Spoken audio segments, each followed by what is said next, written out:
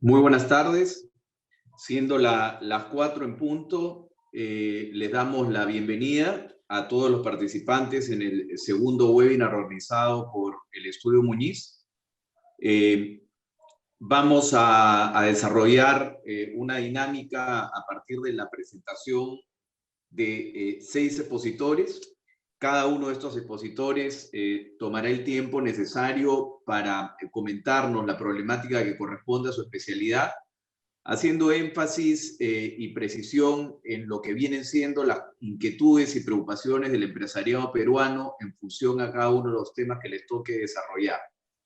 Al término de su exposición, veremos la posibilidad de formularle algunas preguntas según las que hayamos recibido del lado de ustedes, y luego que el expositor haya terminado su participación en vivo, seguirá atendiendo sus inquietudes a través de la plataforma online, mientras seguimos todos atendiendo el resto de exposiciones.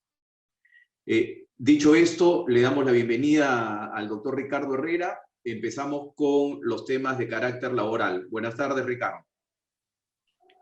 Buenas tardes, Mauricio. Buenas tardes con todos. Espero que estén cumpliendo, como todos nosotros, las normas de la cuarentena.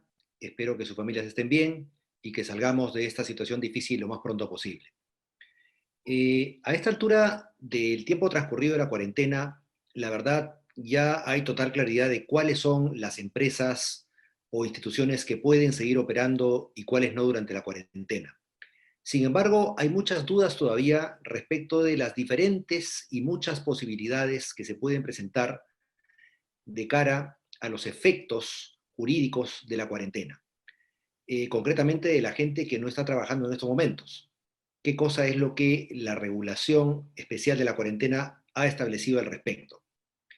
En primer lugar, el día viernes ya hemos tenido una nueva norma, un decreto de urgencia, el 029, que establece claramente el orden de las consecuencias jurídicas respecto del descanso durante la cuarentena.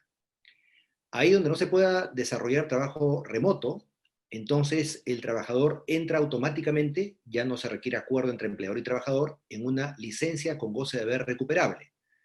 ¿Cuándo se van a recuperar las horas no laboradas en esta segunda quincena de marzo? Cuando se reanuden las actividades a razón de hora por hora. Se puede, por ende, recuperar estas horas no laboradas en sobretiempos en días laborables, dentro de la semana de trabajo, en horas de días de descanso semanal obligatorio u horas en días feriados. La norma no distingue qué tipo de día es aquel en el cual se va a poder compensar, deje en manos del empleador esta posibilidad, de manera tal que es factible que se usen para la compensación inclusive días de descanso semanal obligatorio y feriados. Ahora bien, la propia norma contempla la posibilidad de que por acuerdo de partes se pueda alterar lo que acabo de decir. Se pueda pactar algo distinto a la licencia con goce de haber recuperable y se pueda pactar algo distinto al trabajo remoto. Porque efectivamente se puede pactar entre las partes una licencia con goce de haber sin recuperación, se puede pactar entre las partes vacaciones, tanto devengadas como adelantadas, y se pueden pactar entre las partes efectos mucho más drásticos, que lamentablemente van a ser inevitables en algunos casos, como reducción de sueldos o suspensiones sin goce de haber por un tiempo que probablemente sea un mes o dos. Y esto me lleva a tratar el tema de la suspensión perfecta de labores que algunas empresas que lamentablemente están sufriendo mucho económicamente están pensando ya ejecutar.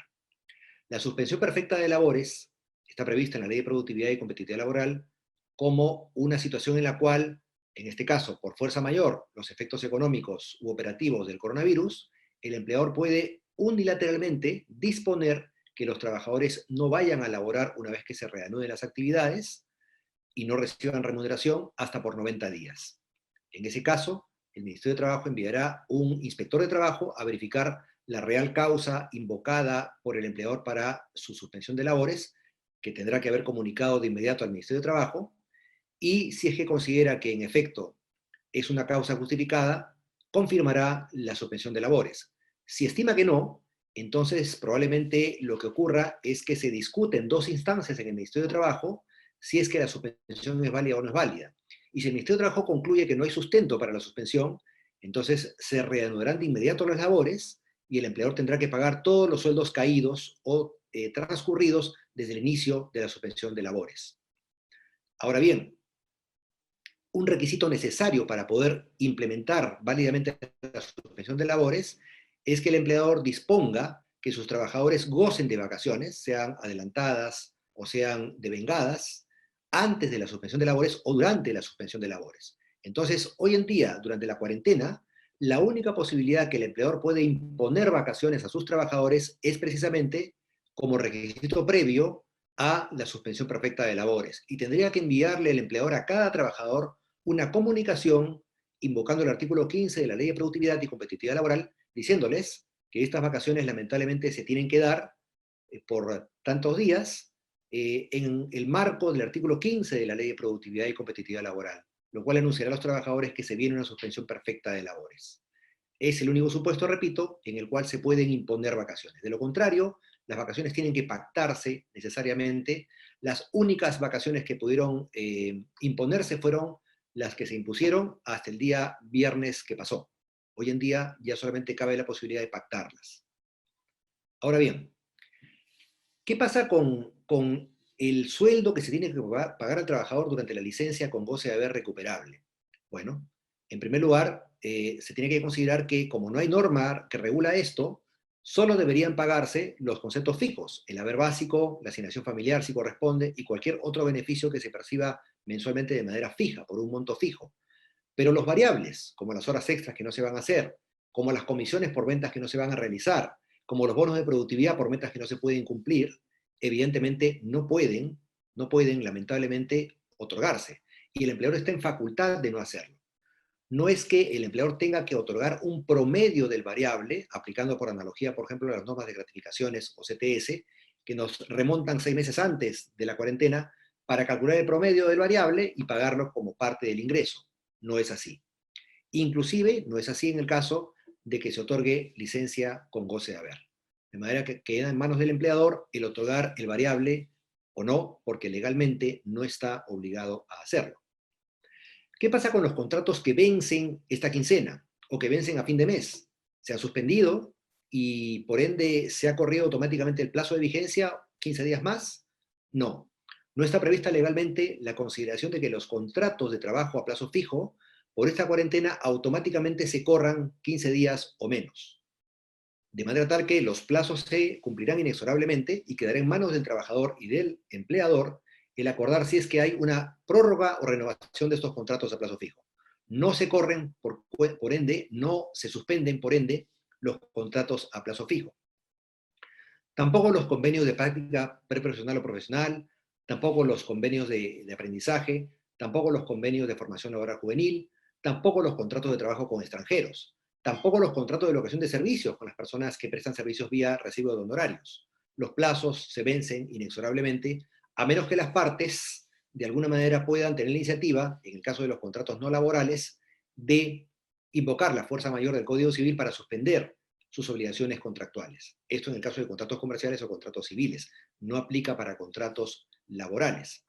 Por ende, yo no puedo decirle al trabajador hoy en día, un trabajador de planilla, que le suspendo las labores sin goce de haber por la cuarentena, invocando el artículo 1315 del Código Civil. Eso no es posible. Hay regulación al respecto que ya hemos mencionado. ¿Qué pasa con los practicantes? Tanto de formación, de carácter preprofesional como profesional. Los practicantes, si bien es cierto, en la ley de practicantes, la ley de modalidades formativas y su reglamento, no hay norma alguna que establezca las pautas para qué pasa cuando se suspende, por caso fortuito, por ejemplo, fuerza mayor, un servicio de prácticas o una práctica. Lo cierto es que el Ministerio de Trabajo, cuando publicó los modelos de convenios de prácticas preprofesionales o profesionales, estableció una cláusula tipo, que la deben tener muchos practicantes en sus convenios, por la cual se describieron cuáles son los supuestos de suspensión de labores. Y uno de ellos es la fuerza mayor. Entonces las empresas pueden suspender los convenios de práctica de sus practicantes para que puedan estar en una suerte de situación equivalente a la licencia sin goce de haber. No hay necesidad de las prácticas prestadas por los practicantes y no hay obligación de pago de las empresas a sus practicantes, de modo tal que se suspende el pago de la subvención económica mensual, en tanto el empleador envíe una comunicación, por lo menos por mail, a su practicante diciéndole que en base a la cláusula tal del convenio de prácticas se activa la fuerza mayor por el coronavirus, por la cuarentena, y por ende se suspende la prestación de servicio y el pago de la subvención. Ahora bien, ¿hay inspecciones de SUNAFIL? Sí, las hay. No muchas, pero las hay. Sobre todo en aquellas empresas que están en capacidad de seguir operando y lo están haciendo incumpliendo algunas normas. SUNAFIL, por ejemplo, ha visitado muchos call centers y ha considerado que si bien están autorizadas estas entidades, estas empresas para operar, en algunos casos, según criterios SUNAFIL, con cargo a confirmación y a discusión en el procedimiento inspectivo sancionador correspondiente, han imputado a las empresas no cumplir con las normas de seguridad y salud en el trabajo sugeridas por el Ministerio de Trabajo desde la resolución ministerial 055 de la semana antepasada.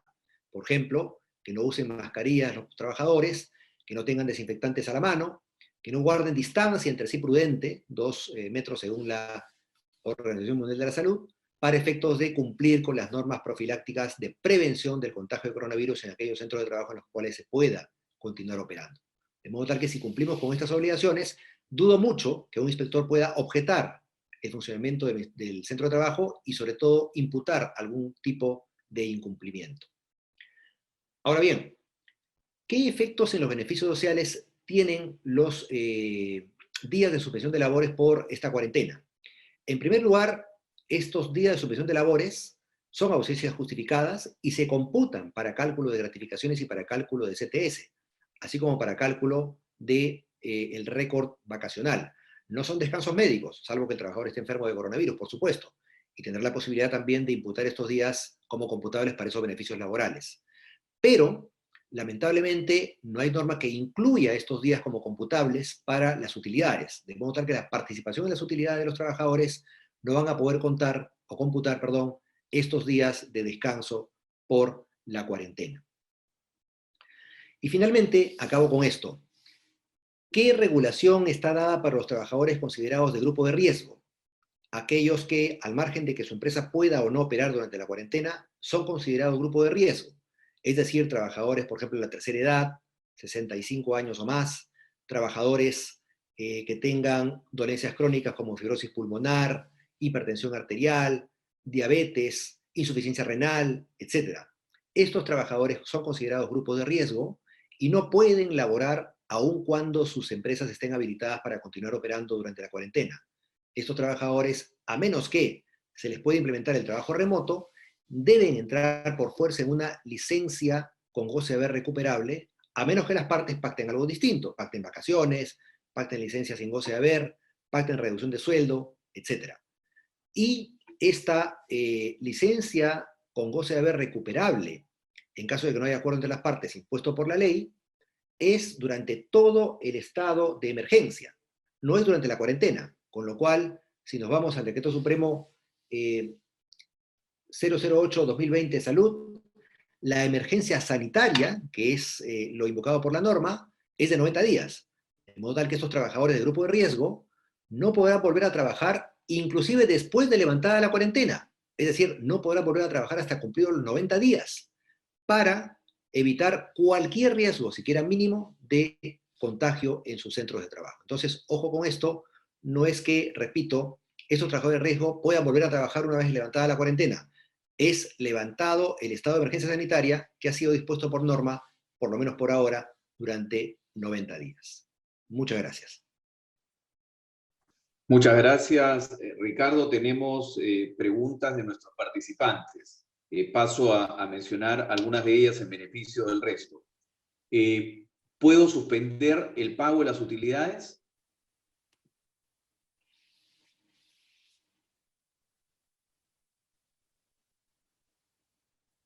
¿Ricardo?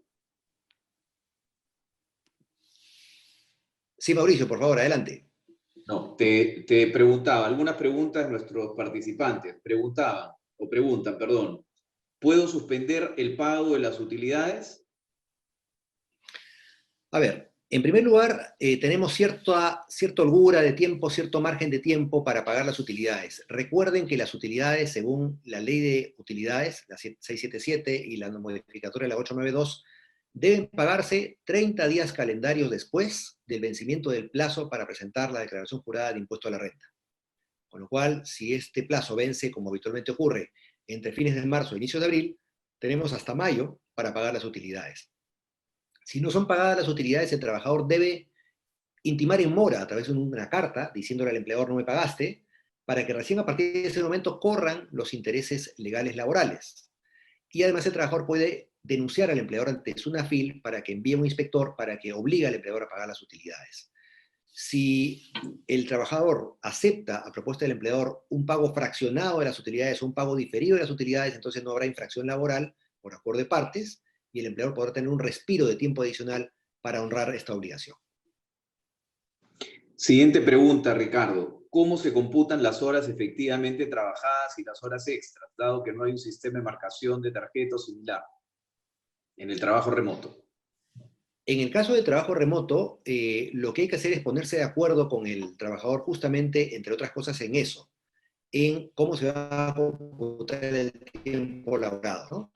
Pueden haber modificaciones de la jornada laboral por parte del empleador impuestas unilateralmente, pero la idea es que se siga trabajando la misma jornada de trabajo. Si se trabajan menos horas en trabajo remoto, entonces lo que aconsejo es que el empleador acuerde con su trabajador cuántas van a ser esas horas de menos y podría pactar con el trabajador también una reducción proporcional de la remuneración. Si no lo hace, va a tener que pagar lo mismo en sueldo por menos horas de trabajo. Entonces, las reglas de juego deben establecerse por acuerdo entre empleador y trabajador. A falta de acuerdo, impone las reglas de juego el empleador, salvo el sobretiempo. El sobretiempo es siempre voluntario, en trabajo remoto o en trabajo presencial. Puedo acordar suspensión perfecta de labores en unos casos, reducciones de sueldos en otros, de manera arbitraria para mismas posiciones.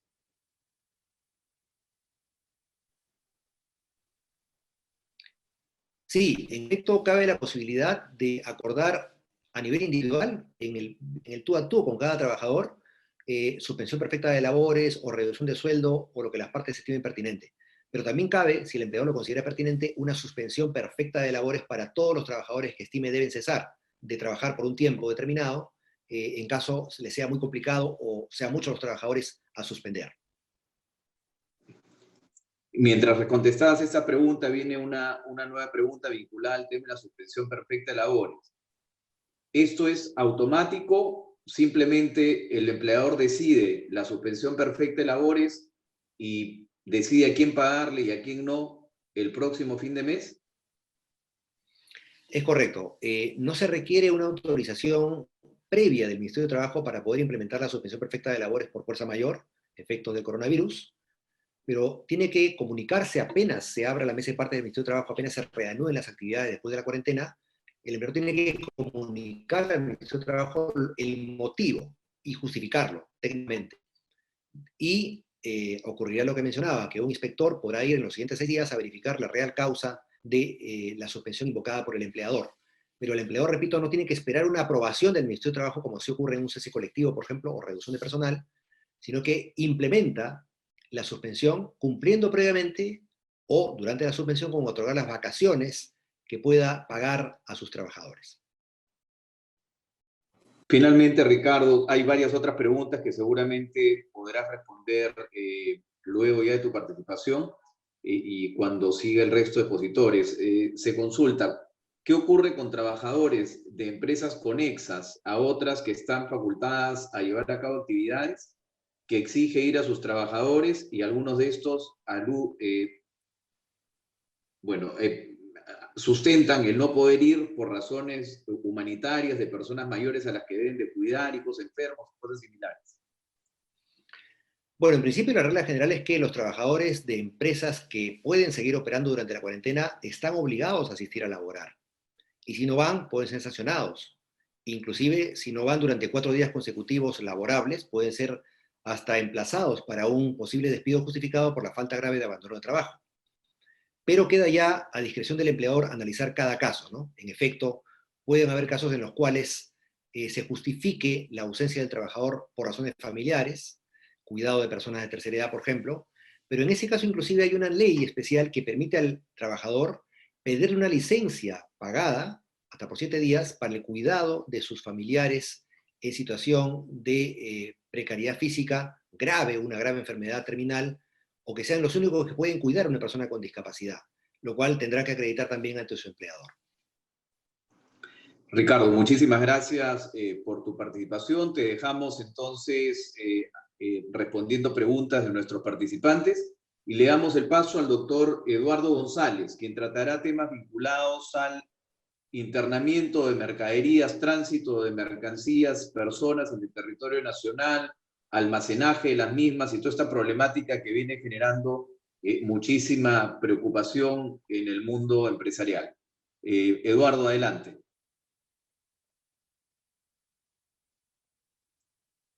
Que nos acompañan esta tarde. Efectivamente, como bien lo señaló Ricardo, estamos en la segunda semana de la aplicación de esta medida de emergencia. De hecho, no ha sido fácil, todos hemos tenido que colaborar con esta cuarentena y lo propio ha ocurrido con las personas que aún están de la posibilidad de poder circular e ir a sus trabajos porque están dentro de la excepción de la obligación que tenemos de estar todos en casa. Han tenido que tomarse todas las precauciones del caso y justamente a raíz de eso motivaron muchas consultas esta semana sobre la acción de las medidas de excepción y me he permitido tomar unas ideas acá que quiero compartirlas con todos ustedes. De hecho, la región de personas está cada día más en calidad de severa. Se ha sumiso desde 18 a raíz de la aprobación del Decreto Supremo 46, este aislamiento social obligatorio ya desde las 8 a 5 de la mañana, lo que conocemos como este periodo denominado el toque de queda, pero que siempre mantiene de aquellos servicios, de aquella provisión de bienes que son esenciales y sin duda también el transporte de las mercancías. Y es ahí donde ha venido la primera inquietud principal de todas las personas que nos han consultado sobre cómo materializar esta circulación en un periodo tan complicado como vendría a ser un periodo o digamos, un espacio de tiempo donde este aislamiento social al 100%. De hecho, vamos a partir de la premisa que este permiso especial de circulación que lanzó la semana pasada el Ministerio del Interior no contempló sin duda a todos los aspectos que estaban dentro de la exclusión, solamente lo hizo para aquellos servicios que están contemplados en el artículo 4 del Decreto Supremo 044-2020 PCM, que fue modificado por el 046-2020 PCM también el día miércoles pasado. Este permiso especial de circulación contempló entonces solamente a la provisión de alimentos, contempló a la provisión de productos farmacéuticos, lo hizo también para los bienes de primera necesidad, lo propio con combustibles, etcétera, pero no estuvo prevista acá la participación de las empresas que brindan el servicio de transporte de carga y las empresas que dan también el servicio conexo al mismo. Tomen nota que salió publicado el martes 17 una resolución ministerial, la resolución ministerial 304 del Ministerio del Interior. Es ahí donde se ha desarrollado el protocolo de la emisión de los permisos especiales de circulación. Este protocolo y este procedimiento del permiso especial de circulación establece cómo emitir el mismo para las actividades que están excluidas. Y en el caso de la circulación de personas para la prestación de servicios de carga, esta actividad de servicio de carga no necesita este permiso. Se señaló en la norma que he mencionado en esta resolución ministerial que la circulación de las personas para el servicio de transporte de carga se iba a realizar solamente con la presentación de un photocheck y lo propio iba a ocurrir con una carta o una constancia del empleador, indicando que se trataba de personal que estaba directamente vinculado al transporte de mercancías. Con relación a aquellas empresas que prestan servicios conexos al transporte de mercancías, lo propio. Como se han incluido también dentro de este concepto de transporte general, las personas que trabajan en estas compañías que brindan servicios conexos, también se estableció su circulación a través de photocheck y lo propio ocurrió con la constancia o el permiso de la empresa empleadora. Esto que se estableció con la resolución ministerial 304 para las 24 horas del día, se ha aplicado también durante el periodo del toque de queda pero ha tenido sin duda muchas dificultades. De hecho, los turnos en muchas de estas empresas han tenido que cambiar. En el caso del puerto del Callao, conocemos a uno de ellos que estamos atendiendo de manera directa. Sus 3 turnos de 8 horas han tenido que variar a 2 turnos de 12, con las complicaciones que se han podido tener para que no, digamos, pueda complicar el traslado, el transporte, el personal que trabaja en el puerto, y ha pedido también entonces a los que prestan servicios tomar muy en consideración las variaciones de los turnos. Entre las 8 y las 5 de la mañana existe la posibilidad del desplazamiento de las personas para la atención del transporte de carga con todos los cuidados que merita el estar atendiendo un toque de queda. Con relación a los vehículos de carácter particular, los vehículos de carácter particular tienen una prohibición de circulación las 24 horas del día. Durante este aislamiento social obligatorio de las 8 de la noche a las 5 de la mañana, sí se ha permitido que puedan circular vehículos con carácter particular para poder atender el servicio correspondiente que esté excluido. Nuevamente, no solamente está excluido el servicio de abastecimiento de las mercancías de primera necesidad, sino también el transporte de mercancías. Nos han preguntado mucho si estos vehículos pueden permitir el desplazamiento de las personas, le hace su propio vehículo. Eso si es que el personal puede manejar, puede desplazarse con su propio vehículo, la plana gerencial también, o qué cosa se refiere la norma cuando mencionan que el vehículo particular o privado debería ser aquel que es destinado exclusivamente a la prestación del servicio. Nosotros consideramos que tratándose de una norma tan restrictiva, la interpretación de la misma tiene que ser aquella que nos permita afirmar que solamente aquellos vehículos particulares que estén directamente relacionados con la acción del servicio serán aquellos que ser utilizados durante este periodo de las 24 horas y sin duda con mayor, digamos, sensibilidad durante las 8 de la noche y las 5 de la mañana. Mencioné el caso de los permisos especiales de circulación con la resolución ministerial 304 que se reguló. Nota, por favor, que a la fecha ya esta página web que permite tramitar online el permiso especial de circulación se encuentra, entiendo, fuera de servicio. Hemos estado conversando cuál es la circunstancia ocurrida acá. Aparentemente ya no hay una instrucción de utilizar esta página web y este mecanismo online de emitir los permisos especiales de circulación. Nuevamente, todo el personal que esté trabajando en el sector transporte no lo necesitaría. De hecho, este personal debería más bien manejarse con un sistema de identificación de photochecks y por parte del empleador. Hemos sido informados de un sinnúmero de problemas de desplazamiento. Muchas veces el personal de control de circulación, el militar, el policial, etcétera, tiene su propia interpretación. Sin embargo, manifestamos a ustedes que nos están acompañando esta tarde que esta resolución ministerial 304-2020 del Ministerio del Interior lo dice expresamente en el numeral 6.4.4 de la misma resolución ministerial, esta circunstancia de no necesitar el permiso especial de circulación para el personal que está vinculado al transporte de carga y sin duda también a los servicios conexos. Existen también interrogantes con relación al transporte de carga, pero con carácter internacional. En un meeting que tuvimos con ustedes la semana pasada y en comunicaciones que hemos brindado nosotros a nivel público y también a nuestros clientes, hemos comentado que el transporte internacional de carga ha sido desde el primer momento del día 1 un servicio libre de las restricciones.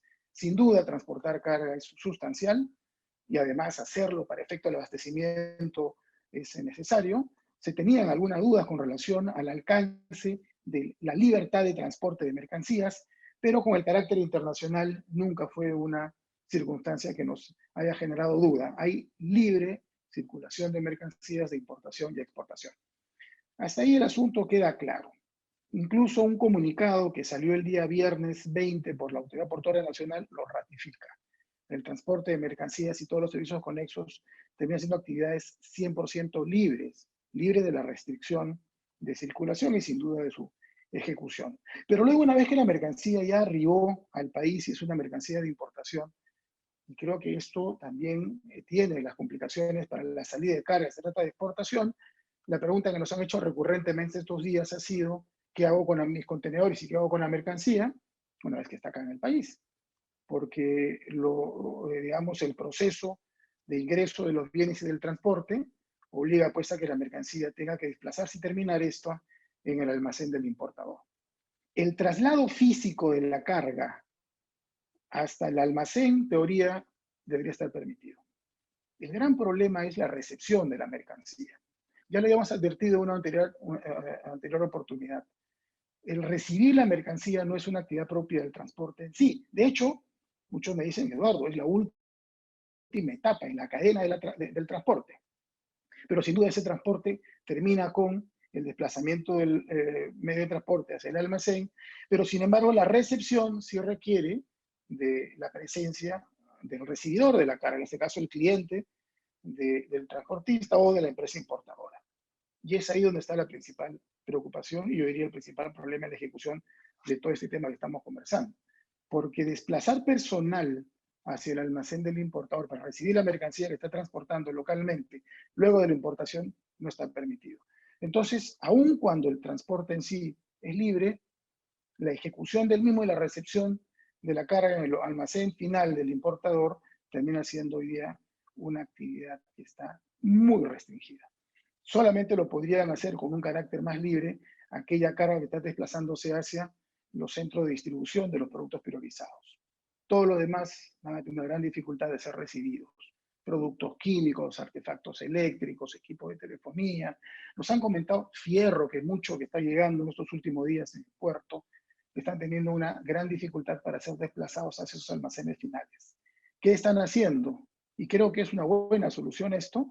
Están llegando con los operadores logísticos, ya sea aquellos que se han ocupado del transporte internacional de mercancía al Perú o de terceros que puedan ser contratados, desplazando la mercancía a los almacenes de los operadores logísticos, ese traslado del puerto hacia los almacenes del operador logístico de los terceros, que son los que brindan el servicio conexo, está fluyendo sin ningún problema, así que trasladarlo a esos almacenes vendría a ser una solución, con los sobrecostos que, por cierto, eso pudiese determinar. En la mañana nos llamó un cliente importante, Mauricio, y nos preguntó qué va a hacer con su sobreestadía, porque la sobreestadía vendría a ser ese costo adicional que implica el no poder devolver el contenedor a la naviera dentro de los días libres que tiene para poder utilizarlo, desplazarlo hacia su zona de almacenaje, hacer la desestiva, descargar el contenedor y devolver el mismo vacío para su limpieza y devolución a la naviera. Ese proceso de días libres que tiene uno están con costo incluido en el flete. Pero terminado que sea ese periodo, si no devuelvo a la naviera y a la entidad que trabaja con la naviera para la recepción de estos contenedores ya vaciados, este contenedor en permanencia en manos de la empresa importadora comienza a generar una sobreestadía. Y no estamos hablando de valores menores. Entonces la sobreestadía, que vendría a ser este costo adicional por mantener el contenedor consigo, no volver a la naviera, es un dolor de cabeza más que está generándose para las empresas importadoras. El vaciar un contenedor en un almacén solamente está permitido cuando la mercancía ya tiene la condición de nacionalizada o ya fue sometida al régimen aduanero. Entonces, se va a necesitar acelerar los procesos de destinación, lograr que el operador logístico pueda permitir el vaciado del contenedor en su local y convertir el almacén aduanero en un almacén simple para que pueda tener la mercancía hasta que pase toda esta circunstancia y pueda trasladarse ya físicamente al almacén del importador. Algunas ideas más como para ir aterrizando en mi parte final, Mauricio.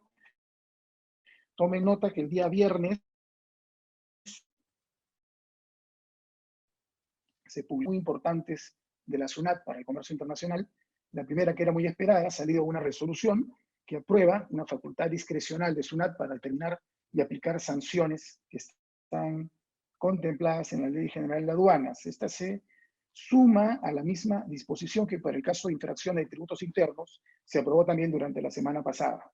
Hay un sinnúmero de infracciones previstas en la Ley General de Aduanas cuya sanción no va a determinarse por la SUNAT en tanto la infracción se cometa o se incurra hasta el 9 de junio de este año.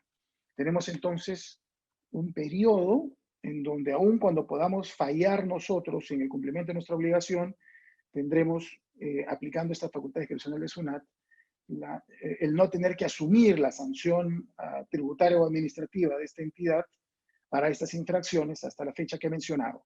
No son todas las infracciones, se ha priorizado aquellas que ha identificado la SUNAT pueden estar directamente relacionadas con incumplimientos muy vinculados con el periodo de emergencia. Tal vez el más recurrente y la pregunta principal de todos es esta obligación que tengo, Eduardo, de tener que destinar la mercancía de importación a, bajo la modalidad obligatoria de la importación anticipada al arribo del medio de transporte, que tiene una sanción por incumplimiento y que tenía además una marcha blanca, como todos lo sabemos, lo que estamos involucrados en el comercio internacional, solo hasta el 31 de marzo, esa disposición, esta infracción, esta sanción también se ha extendido en cuanto a la marcha blanca hasta el 9 de junio, que ya lo mencioné. Y la otra disposición importante que ha emitido la SUNAT en realidad tiene que ver con una precisión, un comunicado, está referido a la suspensión de los plazos vinculados a los procedimientos administrativos y procedimientos en general que estén contemplados en la legislación aduanera. Como ustedes saben, en el decreto de urgencia 026, en la segunda disposición final, y también en el decreto de urgencia 029, se precisaron dos disposiciones muy importantes sobre esta suspensión de plazo de los procedimientos y trámites de carácter administrativo. Entonces, la precisión que hace acá la SUNAT es que esta suspensión es una suspensión perfecta, es una suspensión que no requiere la presentación específica de una solicitud por el interesado caso por caso, se va a dar por la aplicación extensiva de la norma, se entiende por su disposición tan amplia que están contemplados todos los plazos de los procedimientos de carácter administrativo aplicados en la legislación aduanera, dejando de lado, con el cuidado que esto representa, otros tipos de plazos a los cuales sí tenemos que cumplir. Dos de ellos los llamo la atención a raíz de consultas que son recurrentes. Uno, el plazo para pagar mis impuestos. Muchas importaciones están sostenidas en garantías aduaneras. Cuando un importador trabaja con una garantía aduanera y, por ejemplo, utiliza este mecanismo del despacho anticipado, tiene la posibilidad de pagar el impuesto hasta el día calendario 20 del mes siguiente a la fecha que terminó la descarga de su mercancía. Me preguntan, Eduardo, si ese día 20 ya terminó el viernes pasado, ¿tenía o no tenía la posibilidad de aplicar esta suspensión de plazos y no pagar el impuesto o pagarlo sin intereses hasta que termine el proceso de la cuarentena? Nuestra opinión hacia la consulta que nos han dado en ese sentido ha sido que ese tipo de plazo no está dentro de la suspensión del trámite que está acá mencionándose. Por lo tanto, pagar su impuesto dentro del plazo de ley, porque esos plazos no se suspenden. Y lo segundo que nos preguntaron es, en la legislación aduanera también hay un tiempo, hay un timing para hacer transmisiones a la aduana de una serie de data que es sustancial para que la aduana pueda procesar información y luego proceder a una serie de trámites que ya sobre la carga se realizan o realizan terceros. Las transmisiones pueden ser de manifiesto de carga, los actos relacionados y otra información que se tramite en plazos. Esos plazos de transmisión se suspenden también con la norma que mencionaba, o el plazo de transmisión no califica como un trámite de carácter administrativo de aquellos que se han suspendido, como estamos comentando. Nuestra apreciación en este caso es que esos plazos de transmisión no se suspenden. De hecho, muchos de ellos, ante el incumplimiento, van a generar la aplicación de sanciones. Que nosotros que estamos frente a un caso claro de caso fortuito, fuerza mayor, que desde el punto de vista de la legislación aduanera, no la aplicación, mejor dicho, la imputación de responsabilidades o la generación de sanciones, y creo que por ahí vendrá seguramente una comprensión de la administración tributaria en ese aspecto. Y tal vez, para terminar, una recomendación con relación a las empresas que nos están preguntando sobre los controles que están dando las autoridades locales sobre la prestación de algunos servicios o la venta de algunos productos. Nos han consultado muchos y las municipalidades y las entidades regionales que han estado, supervisando la venta de productos y que han estado limitando e incluso prohibiendo la venta de otros no considerados de primera necesidad. La consulta ha venido por el lado de productos al estilo licores, cigarrillos, etc. ¿Cuánto nosotros entendemos que esa intervención es correcta y se enmarca dentro de las normas que están señaladas en este paquete de disposiciones por la emergencia? Pues nosotros tenemos clara la figura que estamos en una circunstancia muy excepcional. Y como tal, creemos que las autoridades regionales, sin duda las locales, participan y lo hacen por la propia manifestación de la norma de una manera directa y con mucha importancia. Así que si es que su decisión dentro de su jurisdicción y su localidad, es tomar estas medidas de restricción, limitación o prohibición de venta de algunos productos que no los consideran de primera necesidad, ya mencioné algunos ejemplos, pues acatarlo, porque no encontramos nosotros en este momento una base legal que pueda señalar que dicha intervención no califica dentro de un marco legal en sus competencias sobre este asunto. Y lo digo porque ha sido también muchas las consultas en el sentido de por qué se limita la compra de tal o cual producto, habiéndose priorizado otros. Y creo que esa decisión de las autoridades locales, Mauricio, debería ser en este aspecto observada y respetada. Quedo atento a las preguntas que nos puedan formular sobre la información que hemos compartido. A tus órdenes, Mauricio.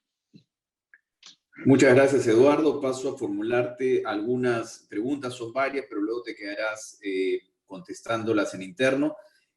Pregunta, dice, en este estado de emergencia, ¿cuáles son los requisitos para el transporte de materiales peligrosos que están dentro del libro naranja de la ONU, específicamente el transporte de minerales, clase 9? ¿Basta con el fotocheck y la autorización del empleador? No, nada de eso ha cambiado en cuanto a los requisitos y a las exigencias para el transporte de la mercancía. Lo que estamos nosotros ahora comentando con ustedes es el aspecto referido a la ejecución del servicio y las personas que lo tienen que materializar. Evidentemente, la mercancía no se desplaza sola. Necesita personal que pueda ejecutar este traslado y sin duda la atención también de la descarga, la estiva y la desestiva. Ya hemos hablado de la recepción. Sin embargo, todas las disposiciones a los permisos, autorizaciones, licencias, etcétera, para transporte con el carácter internacional y nacional, nada de eso ha sido modificado. Esto es, el fotocheck y la utilización de la constancia del empleador solo es una disposición que está exclusivamente referida a la restricción de desplazamiento de las personas. Lo demás, por favor, a cumplirlo 100%. Me imagino que está vinculado también esta otra pregunta, es una consulta con respecto al transporte de mercancía internacional que necesita permisos especiales de internamiento. ¿Cómo se procede?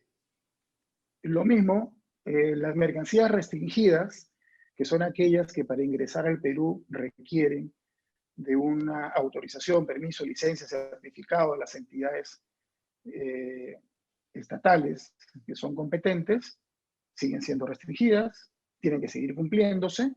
Me preguntaban qué pasa con las inspecciones que tienen que darse en el lugar de ingreso, en el puerto, la intervención de SENASA principalmente, se está dando, es verdad,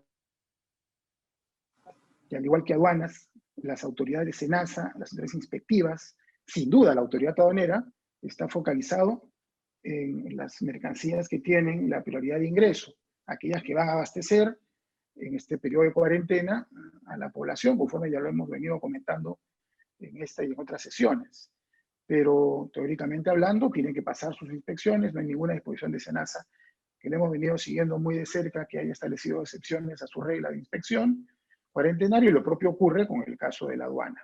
Hay sí comunicados con relación a la participación del personal en aduanas que señala que se va a priorizar, pero no negar la posibilidad de atender otro tipo de mercancía. Lo restringido, Mauricio, en general, a cumplir entonces sus disposiciones de restricción y a tenerlo bien en cuenta el tema, ¿no? Una última pregunta que formularíamos de manera abierta al público. El resto, por favor, Eduardo, quedamos atentos a tu absolución de manera interna. Dice, supuestamente la aduana está operando para la mercadería que ha llegado a puerto, pero no la está procesando. Dice que solo están atendiendo los ítems vitales y priorizando estos. ¿Qué pasa con la sobreestadía y el almacenaje? Bueno, ya lo comenté. De hecho, aduanas ha tratado día a día de colocar, de asignar, y lo entendemos sin duda, dice la norma, la menor cantidad posible de personal que pueda, digamos, ser necesario para la atención de las operaciones aduaneras y poner a buen recaudo, poner dentro del marco de la cuarentena a su personal, digamos, como debe ser.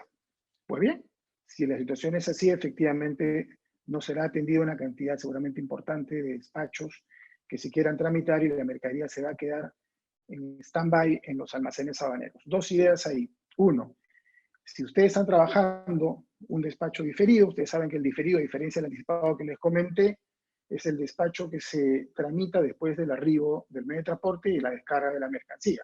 Esta mercadería se desplaza a los almacenes aduaneros, en los almacenes extraportuarios, hablando del Callao, ya hay una gran cantidad de contenedores y mercancías que están en estas circunstancias stand-by, pues ahí esperarán la numeración de la declaración. El plazo, conocen ustedes que es de 15 días calendario y me preguntan qué hago si es que mi plazo de 15 días vence en este periodo de emergencia. Tomen nota que la ley de aduana nos permite extender este plazo de 15 días del diferido por 15 días más. Que su agente aduana haga la solicitud de la extensión de este plazo y nos dará 15 días más de respiro. Sin embargo, la tarifa de almacenamiento, si la tenemos nosotros ya activada, y la sobreestadía, como ya lo mencioné, se van a producir. Ahí nos quedará entonces luego el tener que trabajar caso por caso con nuestro proveedor del servicio y sin duda también con la agente marítimo para ver cómo podemos llegar a un equilibrado acuerdo sobre este gasto que se va a generar a raíz de toda esta circunstancia tan apremiante que estamos pasando. Muchas gracias, Eduardo, por tus respuestas y por tu posición tan clara sobre estos temas que preocupan tanto al mundo empresarial. Damos paso ahora al doctor Pierino Stucchi, que va a comentar temas relacionados a la problemática de las relaciones de consumo en medio de esta situación de estado de emergencia, temas vinculados también a protección de datos personales y otros. Damos paso entonces a la intervención del doctor Pierino Stucchi. Gracias, Eduardo. Hola, Mauricio. Buenas tardes. Mi saludo para todos los amigos que nos acompañan en este webinar, esperando que estén a buen recaudo en sus casas, si es que allí están, y si no en las labores exceptuadas, pues también aquí estamos todos concentrados en que esto salga bien, este aislamiento social. Comienzo, Mauricio, con algunas preguntas que se han ido reiterando para poder ampliarlas respecto de lo que hemos comentado en el primer webinar. La primera pregunta que vuelve una y otra vez con nuestros clientes, las empresas que nos consultan, es ¿qué hacer respecto de la responsabilidad que tiene la empresa con sus clientes, fundamentalmente consumidores, por aquellos servicios y aquellos bienes que no pueden entregar o prestar a tiempo o adecuadamente? La respuesta viene estando muy clara para tranquilidad de las empresas. Si no se puede entregar bienes o no se puede prestar servicios en este tiempo de emergencia, se aplica la excepción de fuerza mayor, que no los hará responsables contractualmente, como seguramente Yuri va a desarrollar más adelante, y tampoco los hace responsables frente al Indecopi por alguna pretendida infracción. Eso hay que dejarlo claro.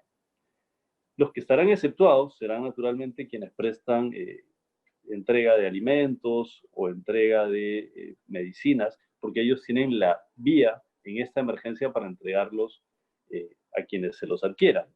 La diferencia estará claramente entre su contacto o no con el consumidor final para una posible intervención justificada ante el Indecopi.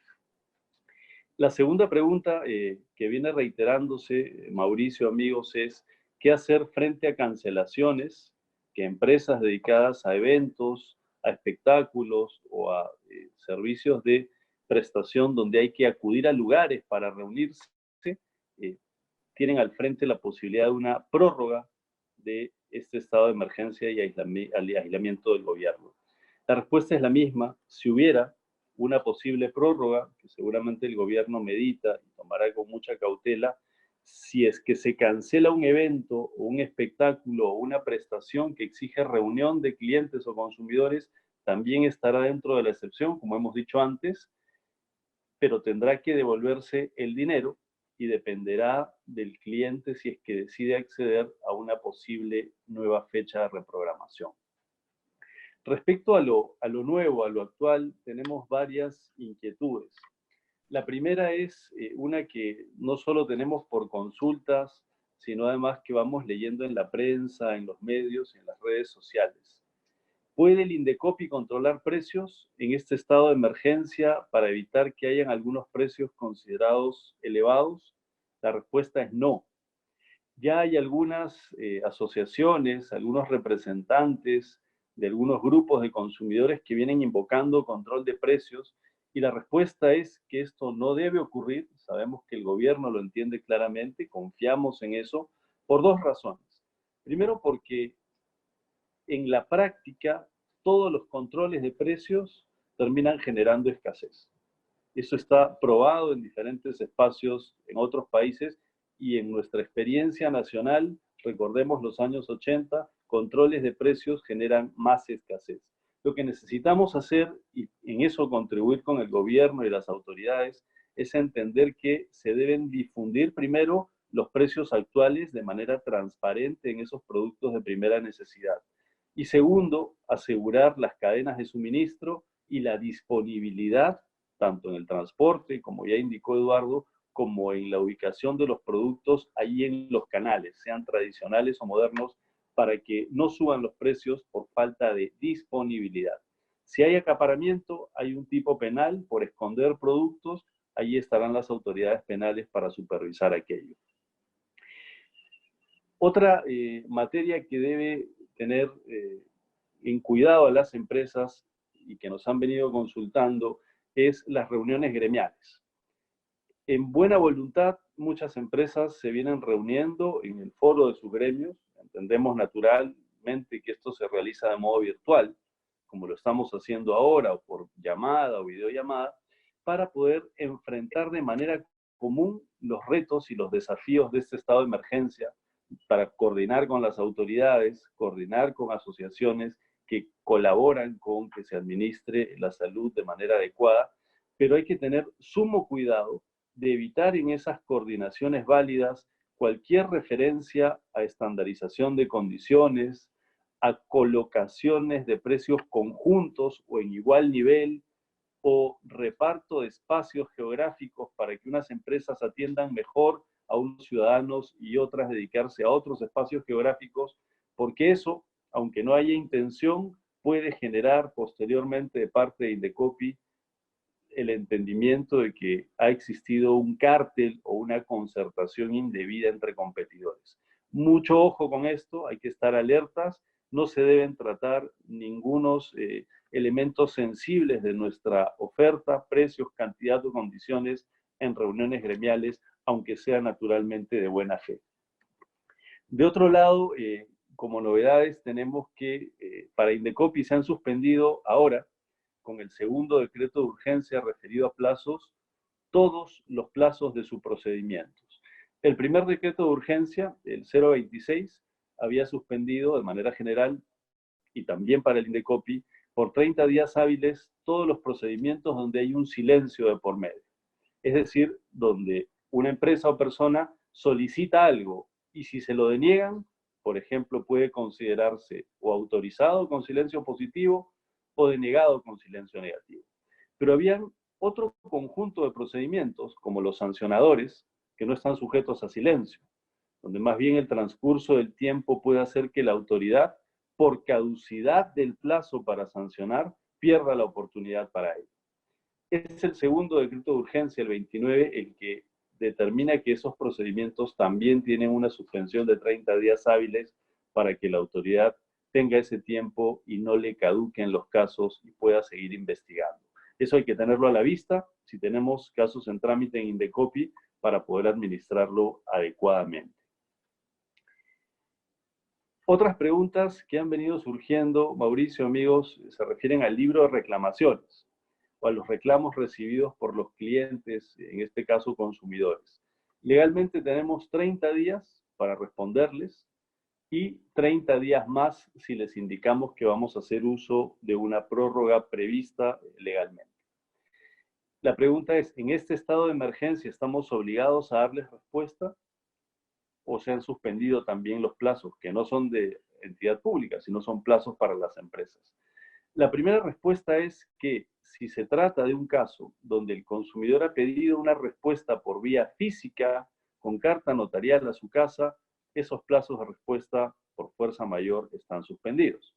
Pero si el consumidor más bien espera, conforme a su reclamo, que se le dé una respuesta por vía electrónica, por ejemplo, al correo electrónico que indicó en su reclamación, esos plazos no pueden considerarse suspendidos por este estado de emergencia, salvo que la respuesta esté vinculada a alguna revisión concreta. Por ejemplo, si se trata del reclamo de un automóvil que está siendo reparado y está en el taller, pues esa respuesta no se podrá dar porque habría que ir a revisar el automóvil y no hay una excepción para que las personas que trabajan en la empresa, en el taller, vayan a revisarlo durante estos días porque están aislados en su casa.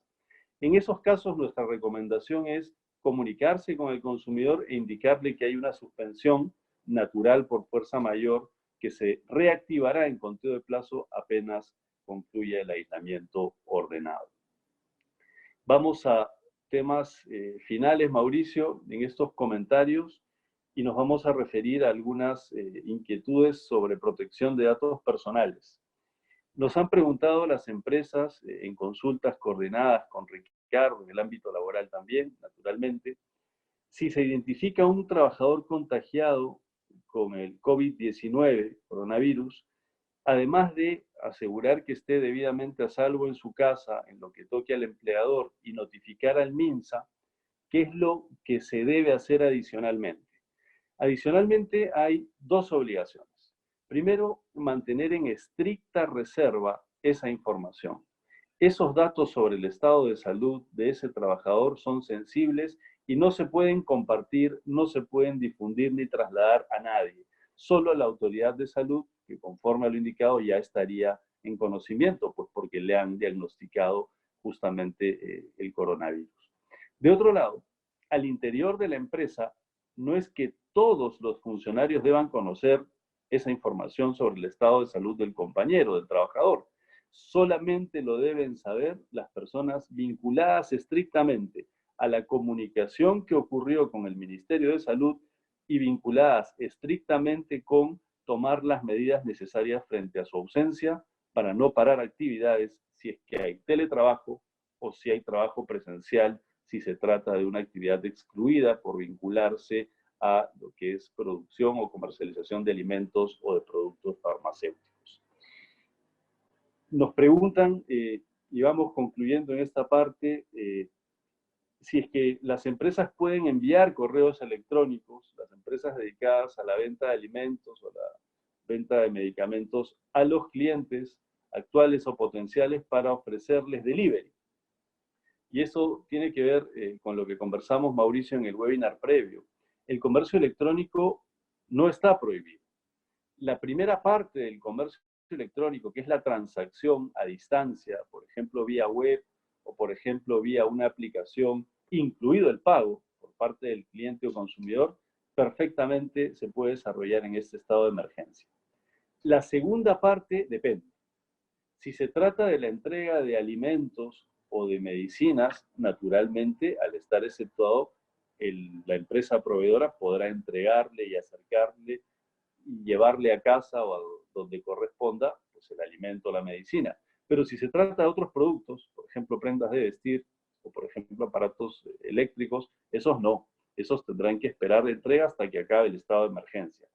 Pero el hecho de enviar correos electrónicos o realizar llamadas impacta en un riesgo sobre protección de datos personales. ¿Cuál es ese riesgo? Que al utilizar esos datos para hacer promoción o publicidad, se tiene que tener el consentimiento registrado, informado previamente y así aceptado por el consumidor. Existe una excepción posible y hay que ser muy cuidadosos. Escribir un correo electrónico, si es que uno tiene en la base de datos al cliente para alimentos o para productos farmacéuticos, y solicitarle allí su autorización para poder enviarle promociones y publicidad sobre disponibilidad de entrega a domicilio.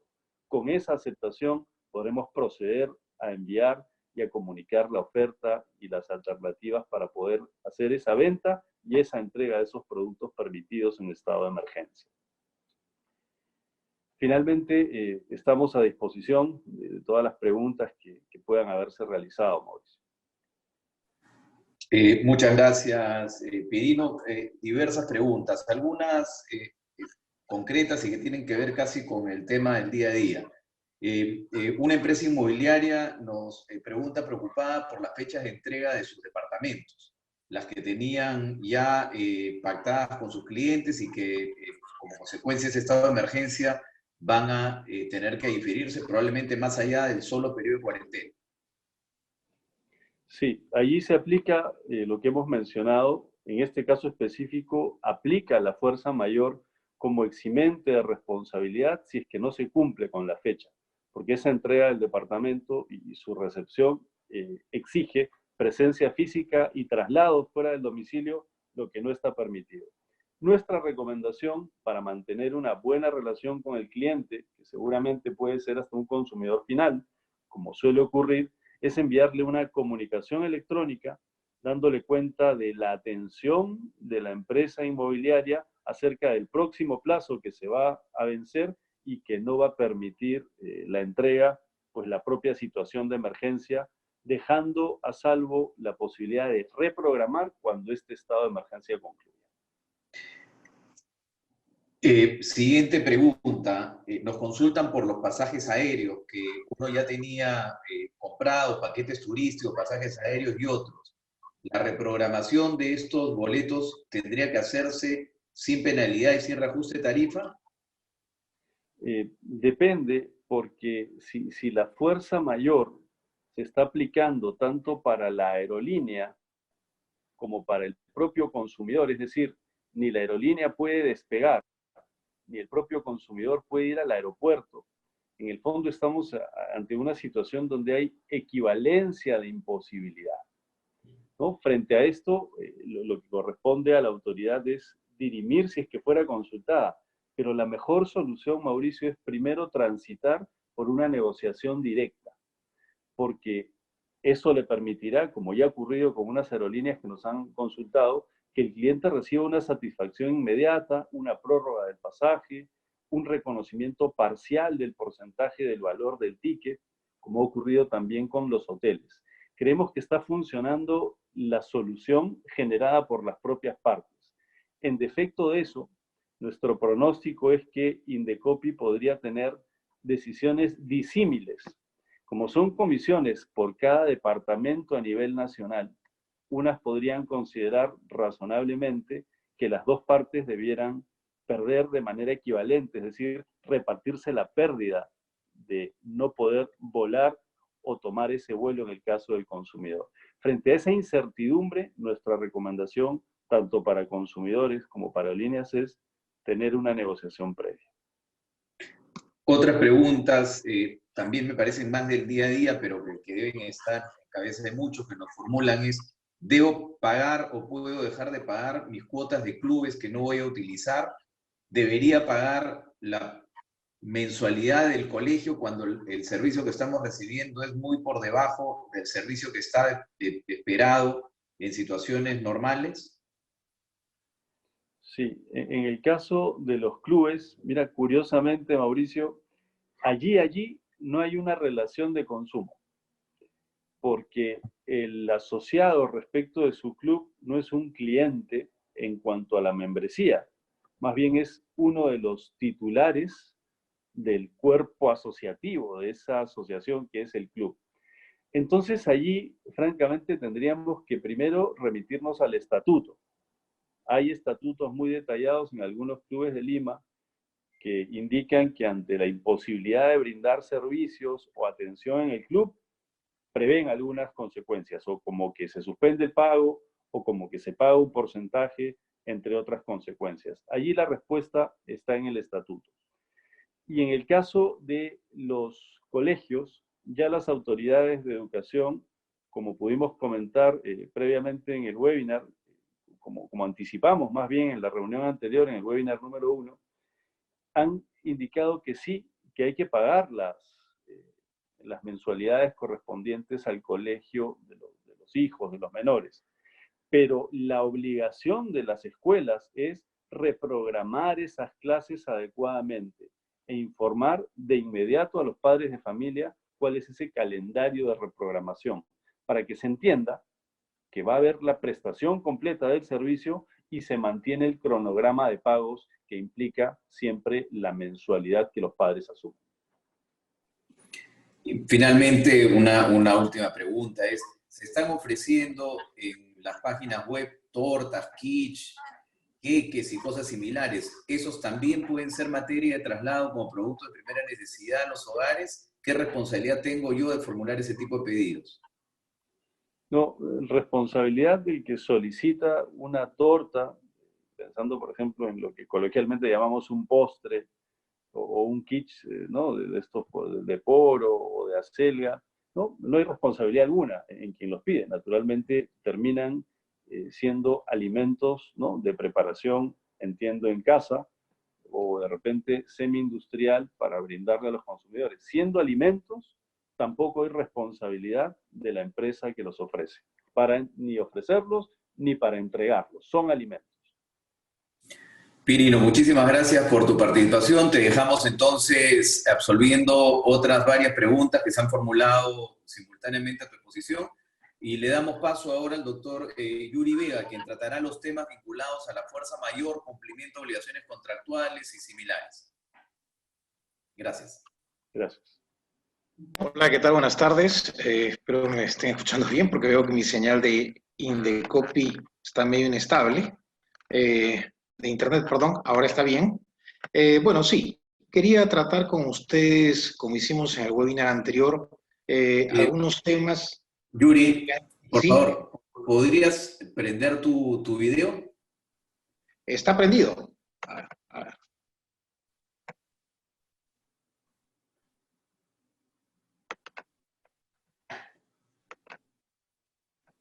Si no, no te preocupes, podemos seguir con la cara de Pirino y contigo al habla.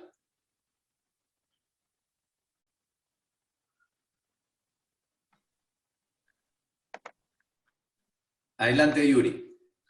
Gracias. Bueno, sí, como les comentaba, voy a tratar de resumir en los minutos que siguen algunas de las preguntas o los casos más frecuentes que he estado mirando los últimos días vinculados con este tema.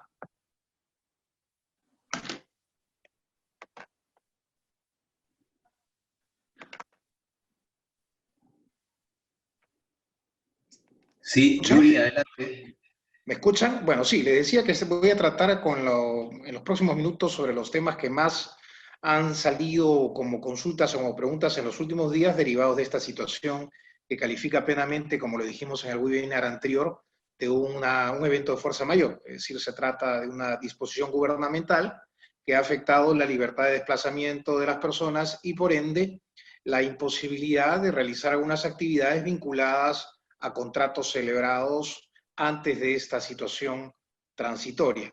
Como es evidente, lo que he comentado y lo voy a reiterar, estamos ante una situación temporal. Por lo tanto, cuando se formulan preguntas relacionadas con la probabilidad o posibilidad de resolver un contrato, lo primero que tendríamos que decirle es que hay que analizar el contrato para saber si este tiene una duración mucho más allá de este plazo inicial de 15 días y si realmente vale la pena o existe interés en resolver el contrato y si existe fundamento en el acuerdo mismo. En la medida que en rigor se trata de una situación temporal, las prestaciones de cualquier contrato han quedado suspendidas transitoriamente y tendrán que retomarse cuando acabe este periodo de cuarentena. Por ende, estamos ante una imposibilidad que hará que cuando esta concluya se reactiven nuevamente todos los contratos y se ejecuten las prestaciones que al día de hoy no han podido cumplirse. Y claro, entre las preguntas que se formulan es, si no he recibido un producto, ¿lo debo pagar? Evidentemente, si no se ha recibido nada, no se pagará. Cuando se entregue el bien o el producto en un momento posterior o se preste el servicio, cuando termine esta situación, entonces en ese momento se reactivarán las obligaciones de ambas partes y evidentemente se pagará el servicio que se preste y se reciba en aquel momento.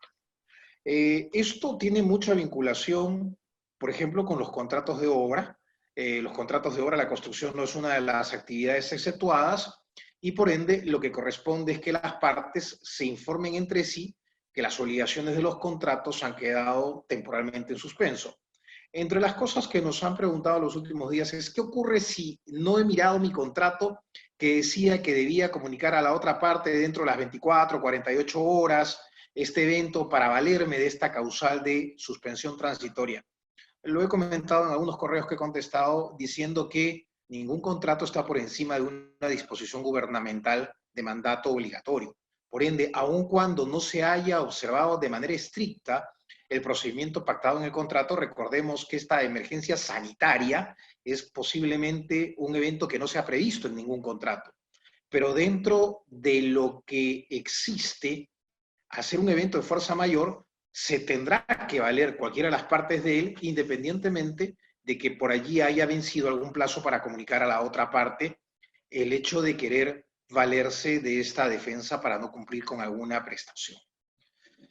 Otra de las preguntas que me han hecho tiene que ver también con los plazos de entrega, que me parece que ya Pierino lo ha comentado, con los plazos de entrega por parte de las inmobiliarias de los departamentos o de las casas. En la medida que, como lo dijo Pierino, no se pueden desplazar las personas, todo esto tendrá que reprogramarse. No habrá, por tanto, no solamente ninguna sanción que pueda ser impuesta por el Indecopi, sino que todas las penalidades que están previstas por causa de atraso injustificado quedarán totalmente en suspenso, no serán aplicables, porque acá estamos hablando de un atraso plenamente justificado por una medida de emergencia. Otra de las cosas que también quiero comentar y que quiero ser muy cuidadoso, porque es un tema bastante delicado, es el tema de los contratos de arrendamiento. Y quiero diferenciar algunos supuestos. Si yo hubiera arrendado un stand o un kiosco en un evento para exhibir o promover mis productos o mis servicios, en la medida que ya los eventos superiores a 300 personas o las concentraciones públicas habían quedado suspendidas, con mayor razón desde el Decreto Supremo 046-2020, todos aquellos alquileres muy pequeños de días, de pocos días o de poco plazo, quedarán en suspenso y cuando están vinculados a algún evento que ha sido cancelado, pues serán contratos que se entenderán también cancelados. ¿Por qué? Porque el arrendatario, de acuerdo al artículo 13 y 17 del Código Civil, a pesar de que se trata de una causa temporal, ya perdió interés. Y por ende, habrá que considerar que en esos casos los contratos no solamente han quedado suspendidos, sino posiblemente resueltos. El problema se da cuando se pregunta qué ocurre con el pago de la renta si mi actividad no está permitida y no estoy generando flujos para poder pagar la renta. Y aquí quiero ser nuevamente muy prudente en la respuesta.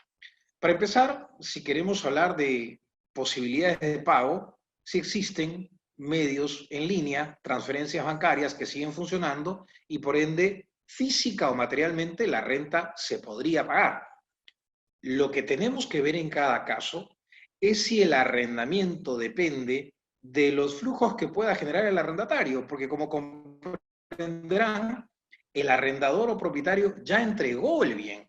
Es cierto que la ley dice que el arrendador o el propietario está obligado a mantener al arrendatario en la posesión pacífica y útil del bien, pero el arrendador en estas circunstancias tampoco puede hacerlo. Y la causa por la cual el inquilino o arrendatario no puede operar el local, o puede operarlo porque es una actividad exceptuada, pero no genera suficientes flujos, no es necesariamente, en todos los casos, una causal de suspensión del pago de la renta. Hay que tener mucho cuidado. Yo insisto en que en estos casos lo mejor es emprender una negociación de buena fe, sobre todo si la actividad está exceptuada y se sigue desarrollando, y el problema no es tanto que esté prohibida, sino un problema de generación de flujos. Recordemos, y lo he dicho en alguna otra oportunidad, los contratos tienen que celebrarse y ejecutarse de buena fe. Y no podemos, por tanto, parapetarnos en la letra del contrato, en la posibilidad de que el arrendatario pueda seguir desarrollando sus actividades, sino que tenemos que actuar de buena fe y entender que esta situación es una situación generalizada. Y por lo tanto, creo que hay buen pie para poder negociar qué ocurre durante este tramo o tiempo en el que se presenta esta situación tan excepcional.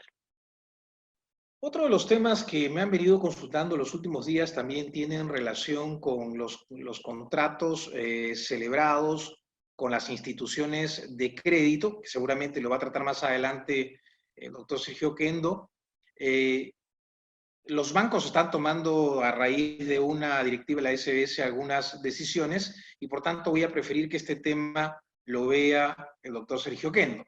Pero lo que quiero decirles es que en el caso de aquellos proyectos inmobiliarios cuya aprobación de un crédito hipotecario no se va a dar de manera tan rápida como antes, los vendedores o las inmobiliarias tendrán que entender que en esta situación excepcional los plazos pactados en los contratos para que el interesado adquiera un crédito tendrán que entenderse de alguna medida prorrogados o postergados en esta situación temporalmente compleja que nos obliga a que seamos muy cautos en no aplicar causales de resolución o penalidades o causales que impongan algún tipo de castigo o de medida en contra de una de las partes.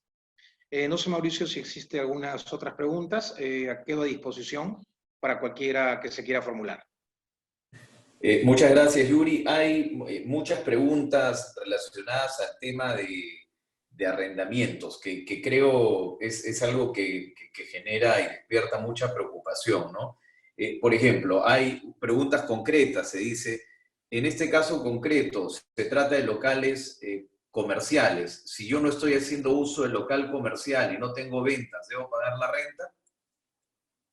Objetivamente sí, en la medida que yo no soy, digamos, el arrendador, el propietario no ha causado esta situación y tampoco tiene la posesión. Pero creo que hay un argumento muy importante que es esta situación de imposibilidad de explotar el bien, la que me permite a mí negociar con él. Lo que hay que evitar, y en eso quiero ser muy directo, es el oportunismo de un inquilino, como una pregunta que me decían, tengo un inquilino moroso que ha transcurrido 2 meses y 15 días y no paga la renta. ¿Le puedo resolver el contrato? Hay que saber si realmente tiene posibilidades de pagar o por qué se está colgando de esta causa de fuerza mayor. Lo que yo digo es, si el arrendatario no puede pagar la renta, no puede pagarle porque no tiene flujos, porque no puede explotar el inmueble, el bien, entonces hay mejor pie para una negociación. Reitero, porque las partes tienen que actuar de buena fe y entender que esta es una situación que debería no trasladar todos los riesgos a una sola de ellas, sino permitir una negociación en términos que sea favorable para ambos. Luego hay otro, este lado es más un propietario de inmuebles alquilados como oficina. Dice, en este caso la oficina no estará operando físicamente, pero continúa operando de una manera remota. ¿Me tendrían que seguir pagando la renta? Yo pienso que sí, es la pregunta que trae su propia respuesta. Bueno, yo creo que si no puede usar el local, porque no se pueden ni siquiera desplazar, el simple hecho de no poder explotar el bien es un argumento importante para poder negociar una postergación o una ampliación del plazo.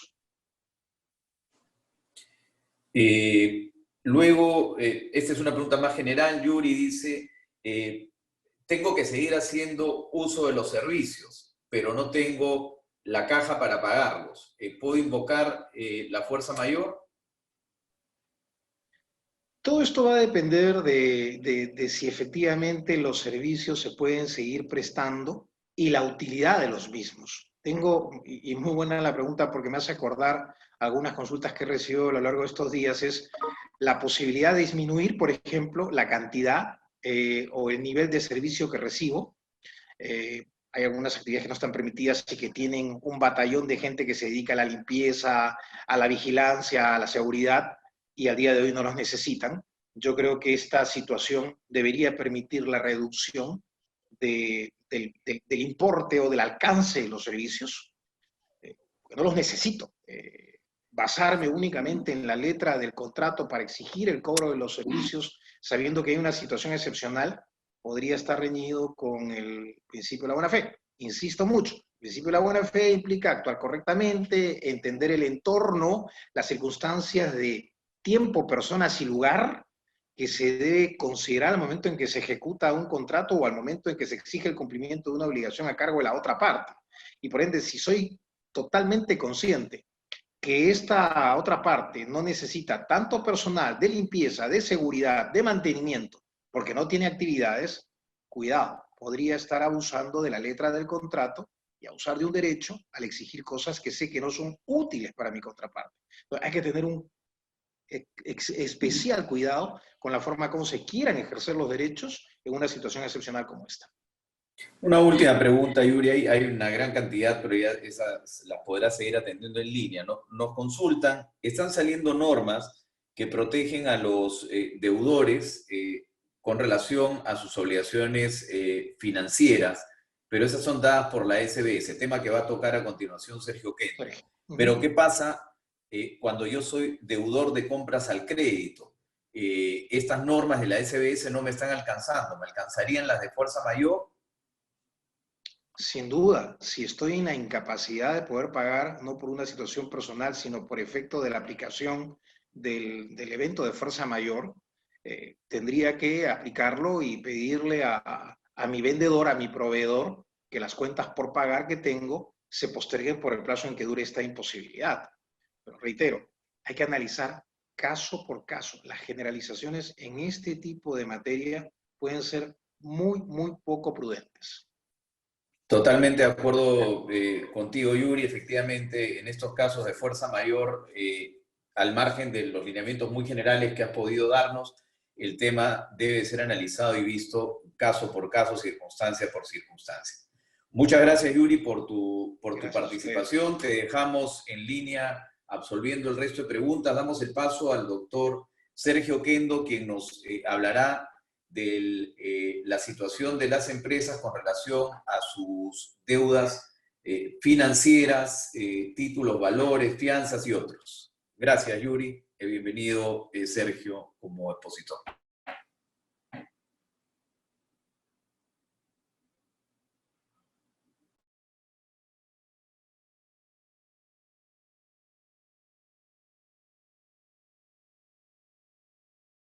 Perdón, parece que tuve un problema con el audio. Vuelvo a empezar. Gracias, Mauricio. Buenas tardes a todos. Quiero empezar de manera distinta a lo que había pensado originalmente, tomando el último punto que mencionaba Yuri en su exposición.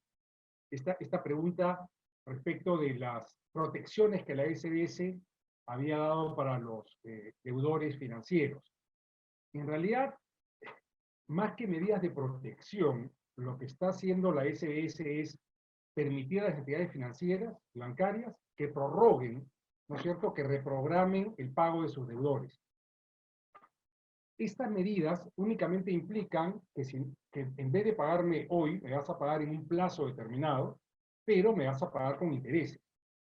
Sobre esto hay mucha polémica. Dejemos de lado los proyectos que hay en el Congreso, que no se ha materializado ninguno, uno de los cuales incluso pide que durante el plazo de emergencia deje de pagarse intereses. Esto es que hay una reprogramación, pero no hay interés que vuelve a correr cuando ya entra el pago siguiente. Aquí hay que tener mucho cuidado porque en situaciones como estas de emergencia, comienzan a ponerse en el tintero medidas que pueden ser un poco populistas. Si bien es cierto, por un lado tenemos a los deudores que están en problemas de pagos, no porque sean incumplidores, no porque quieran dejar de pagar, sino porque la situación les hace imposible generar un flujo, y por tanto hay que tomar algunas medidas que les permita algún tipo de alivio. Por otro lado, hay que tener en cuenta que las instituciones bancarias y financieras finalmente colocan ahorros del público. Incluso si tienen líneas de exterior, son ahorros del público de otros países. Ahorros del público que tienen que pagarles, tienen que remunerar esos ahorros con interés. Entonces, aquí hay dos lados, ¿no? Es decir, oye, dejemos de pagar intereses, dejemos de cobrar intereses, nos va a afectar también a nosotros como ahorristas. Entonces, esas medidas hay que verlas con mucha cautela. Lo cierto es que al día de hoy lo que hay únicamente es la posibilidad de los bancos de reprogramar, ¿no es cierto?, las obligaciones de sus clientes minoristas, después voy a hablar sobre empresas, que estuvieran, que no hayan sido incumplidores hasta una fecha que precisó la SBS durante el fin de semana, 15 días antes de la emergencia, ¿no es cierto? Y por tanto puedan acogerse a esta reprogramación sin que vean su perfil de crédito afectado por tanto su perfil crediticio no lo va a perjudicar si requiere un crédito con otra entidad financiera, y que los bancos al mismo tiempo no tengan que tomar medidas de resguardo como provisión. Eso es lo que hay al día de hoy. Los bancos han hecho una serie de productos empaquetados, lo comentaba en el webinar pasado, ¿no es cierto? Un poco ya customizándolos a un segmento de clientes que llamamos los clientes minoristas. Entonces, si tu tarjeta de crédito tienes problemas, a priori te voy a dar 30 días o 60 días de plazo adicional, a priori, me lo tienen que comunicar según una precisión que también salió el fin de semana, entre los 7 días, para yo decir si es que quiero o no acogerme a eso. Pero no hay productos estandarizados para empresas. Digamos, si soy una empresa, un cliente importante del banco, el banco no me va a mandar una carta que reprogramo estandarizadamente como lo haría con una deuda de tarjeta de crédito. Allí nuestra recomendación es dos. Primero hay que ver cuál es nuestro contrato de crédito. Los contratos de crédito suelen ser muy estandarizados para los bancos, pero algunos tienen algún margen de negociación.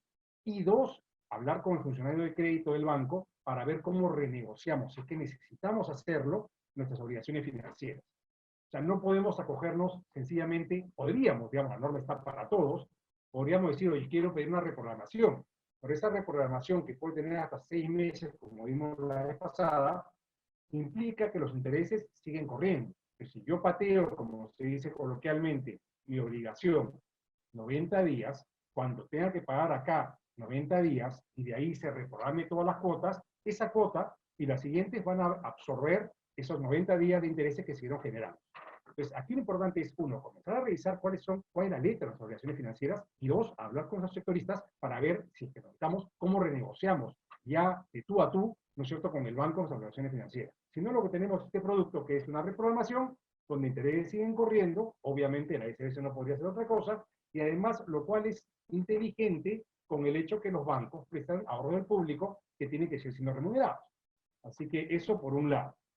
Ahora, durante el fin de semana han salido varias precisiones y algunas normas. Quiero mencionar dos que otra vez no aplican necesariamente, una sí, por la otra no, al sector empresas. La primera es la resolución SBS 1220 del 20 de marzo, 1220, correcto, que básicamente lo que hace es toca el tema de los títulos valores, ¿no es cierto? Los títulos que no se podían protestar, hay títulos que están por vencer o que han vencido durante el plazo de emergencia. ¿Qué pasa con ellos? Bueno, de acuerdo a esta resolución, se prorroga la posibilidad de protesto por 30 días calendario adicionales computados de la fecha de vencimiento del título, siempre y cuando se cumpla con algunas condiciones. La primera es que el obligado a pagar domicilio en el territorio nacional, o sea, en el Perú, o cuyo protesto debía llevarse a cabo en el Perú, pero además debe ser un título valor que al 11 de marzo del 2020 se encontraba con plazo vigente de ser protestado y que no lo fue exclusivamente por la emergencia sanitaria. Entonces, allí tenemos 30 días de prórroga para el protesto. ¿Qué pasaría si es que se prorroga, como parece ser, el estado de emergencia sanitaria? Pues si nos pasamos los 30 días, seguramente la superintendencia tendrá que ajustar esta norma. La segunda que quiero comentar es un decreto de urgencia, el 029 del 21 de marzo, que básicamente dicta medidas complementarias destinadas al financiamiento de la micro y pequeña empresa. Básicamente tiene que ver con las pymes. Se crea un fondo de apoyo empresarial PYME que funciona en tándem con COFIDE, y básicamente lo que hace este fondo es, claro, las pymes, pequeñas empresas, están en el problema de pagar sus obligaciones, pero requieren seguir teniendo créditos para capital de trabajo, o eventualmente para reprogramar las obligaciones que ya tienen vigentes y que no pueden pagar. Entonces, este fondo lo que hace es otorga garantía. Entonces, si el crédito viene de COFIDE, este fondo garantiza el 100% del crédito. Si el crédito de segundo piso, este es COFIDE en instituciones financieras, va del 60 al 30% la cobertura dependiendo de los montos. Entonces, es una facilidad para pymes, otra vez, para pymes. Pero, ¿por qué menciono esto? Porque este es un tipo de norma que, si la emergencia se posterga y los efectos económicos siguen siendo tan duros como se prevé que van a ser y que ya son, seguramente van a comenzar a salir normas de este tipo para todos los sectores, incluso con paquetes del Estado e incluso con ayuda del exterior. Leía hoy día en Día 1 una entrevista donde se hablaba que ya a nivel de la Organización Mundial de Salud se está recomendando a las multilaterales que comiencen a otorgar paquetes de ayuda a los gobiernos más golpeados para poder, digamos, otorgar medidas de ayuda a nivel empresarial. Ahora bien, entonces la recomendación es la misma que dije la semana pasada. No ha habido muchos cambios a estas dos normas. La recomendación es, si prevén que van a tener problemas para el comercio de organizaciones financieras, hay que comenzar a revisar la lista de los contratos y empezar a renegociar con estos sectoristas para poder tener una medida customizada y no caer dentro de la reprogramación general que la SBS, como no podría haber sido de otra manera, ha hecho, ¿no? Ha establecido. Gracias, Sergio. El último punto que lo respondí por interno, pero vale la pena hacerlo general. Respecto de las cartas fianzas, lamentablemente no ha salido como esperábamos ninguna norma de la SBS durante el fin de semana, con lo cual seguimos en este estado de no tener una norma específica. Y claro, en la medida que no puede haber maneras de pedir la ejecución de la carta fianza, entendería yo, como dijo Yuri, me parece, que estaríamos en un estado de fuerza mayor, ¿no? Sí, justamente las preguntas iban por ese lado. ¿Qué pasa? Nos dice uno de los participantes, ¿me pueden protestar? Bueno, protestar no, pero imagino levantado el periodo de emergencia. ¿Me podrían protestar letras de cambio, pagaré y otros vencidos durante el periodo de emergencia si no cuento con los recursos para pagarlo? ¿Cómo alego ahí la fuerza mayor? Bueno, respecto de títulos valores, sí ya tenemos la norma esta que ha salido el fin de semana, donde se prorroga el plazo de protesto por 30 días. Entonces, digamos, ahí tenemos una extensión, ¿no? Estaría cubierta por esta norma. Entonces, en tanto, digamos, la facultad de poder protestar hubiera estado vigente al 11 de marzo, allí tenemos 30 días de prórroga, ¿no? Respecto de la fecha en la que hubiese correspondido el protesto por la norma que ha sacado la SBS, ¿no? O sea, como diríamos que ahí lo que existiría es como una suerte de respiro en aquellos deudores de letras, pagarés, etc. 30 días de respiro, básicamente, por protestos. Pregunta, ¿las normas que dicta la SBS son de aplicación también para las cooperativas? Para algún tipo de cooperativa sí, para aquellas que no captan ahorros de público.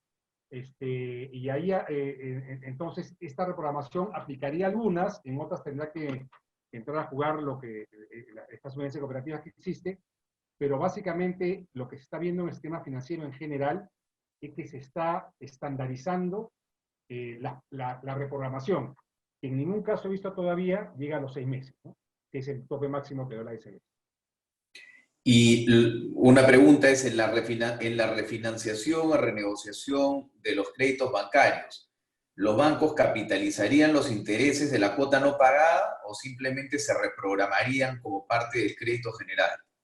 Ya, lo que he visto hasta ahora, en fin, para capitalización tendría que haber un acuerdo en ese sentido, es que los intereses se suman. O sea, digamos, hay una prórroga en el plazo de pago, no es una gracia, el interés sigue corriendo, y ese interés se suma o se distribuye entre las cuotas que pendiente de pago. Muchas gracias, Sergio. Te dejamos entonces atendiendo el resto de preguntas en interno. Has sido muy amable con tu presentación. Y le damos paso a nuestro último expositor, al doctor Fernando Castro, quien tratará la problemática del cumplimiento de las obligaciones tributarias formales y de pago. Muchas gracias, Sergio. Bienvenido, Fernando.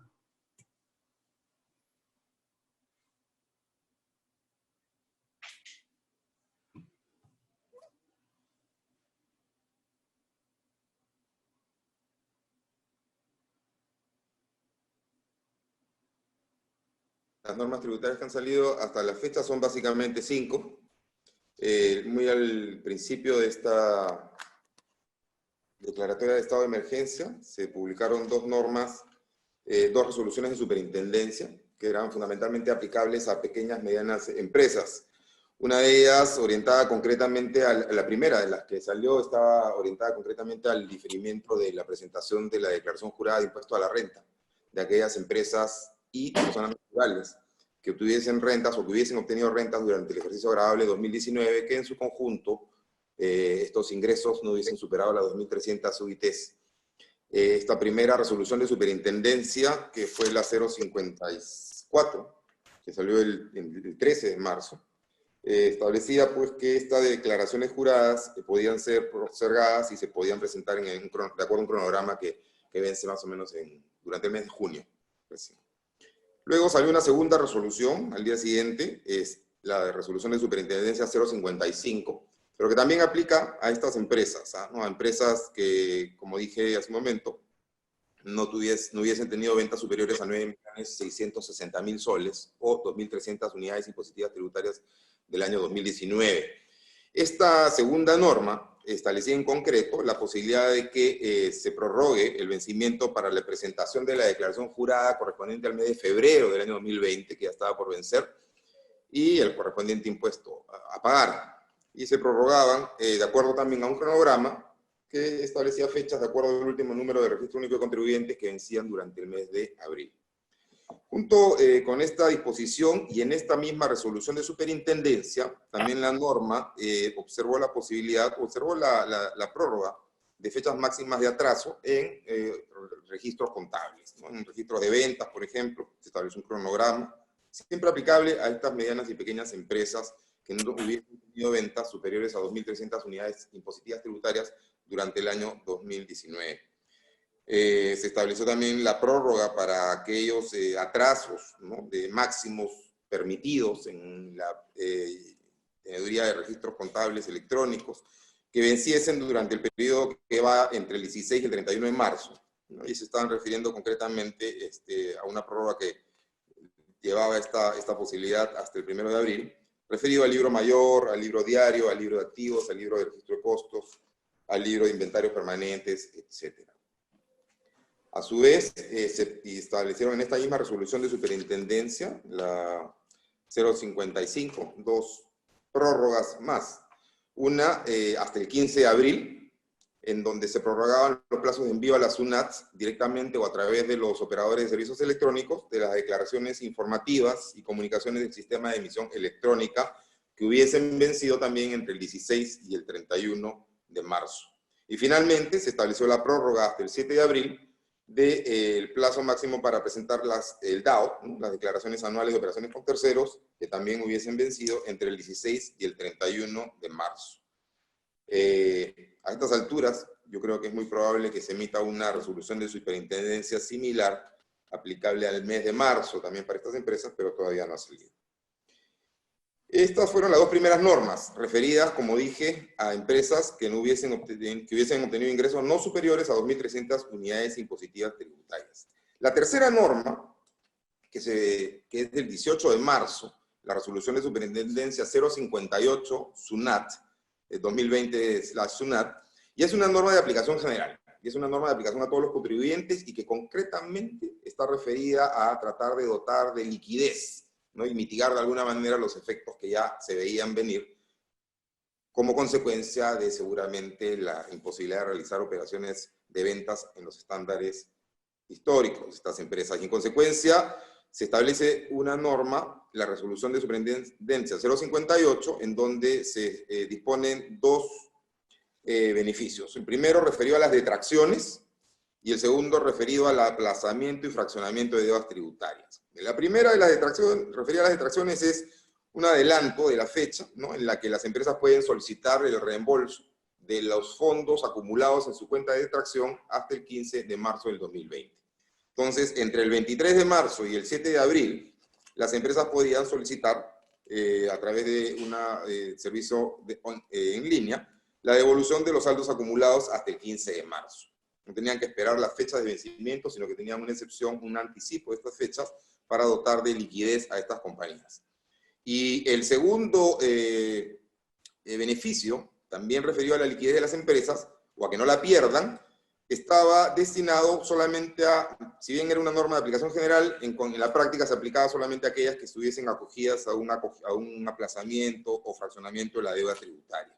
Y en buena cuenta, lo que se establecía es que respecto de todos los fraccionamientos concedidos al 15 de marzo del 2020, se permitía que el incumplimiento de las cuotas que hubiesen determinado la pérdida del fraccionamiento o del aplazamiento, que hubiesen vencido hasta el 31 de marzo, no iban a ocasionar, o no ocasionan la pérdida del fraccionamiento y el aplazamiento, siempre y cuando sean regularizadas en un plazo máximo que vencería el 30 de abril, fecha en la que tendrían que pagar estos atrasos, incluyendo los intereses correspondientes.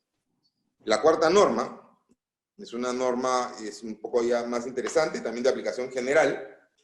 Sale publicada esta norma el 18 de marzo, es la resolución de superintendencia 008-2020 SUNAT/70.000, y es la famosa facultad discrecional favorable.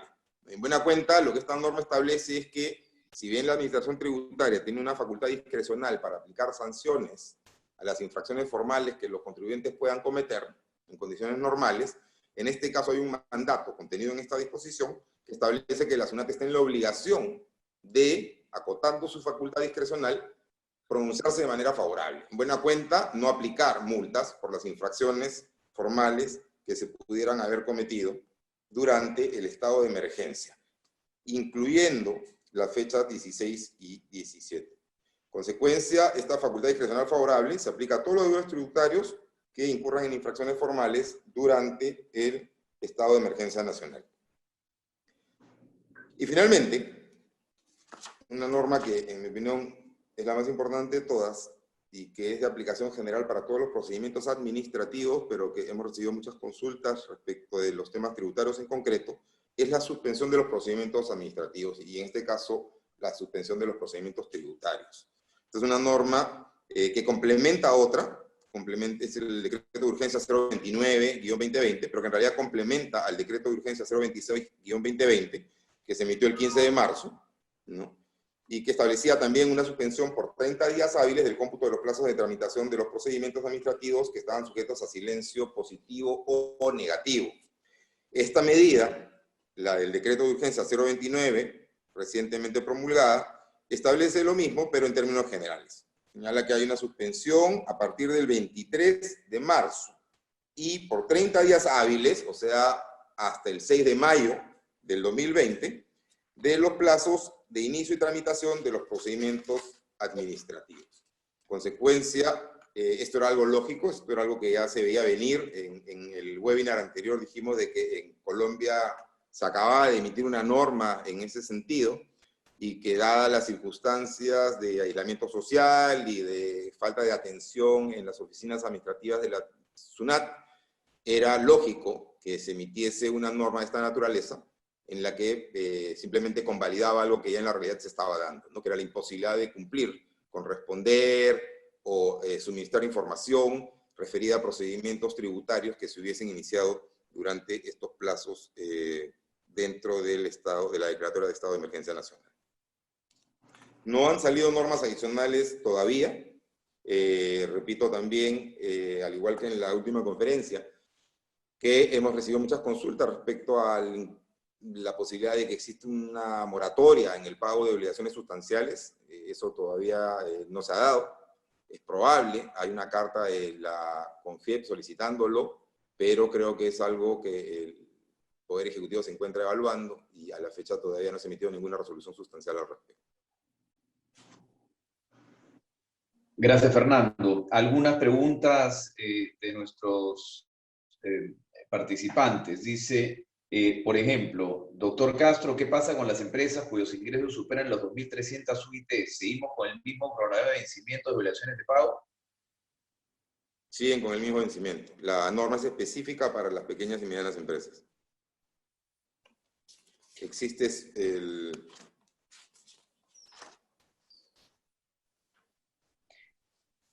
esta resolución de superintendencia que se emitió, la 058, pero que está relacionada a las pequeñas y medianas empresas, y no existe ninguna disposición general aplicable a las grandes contribuyentes.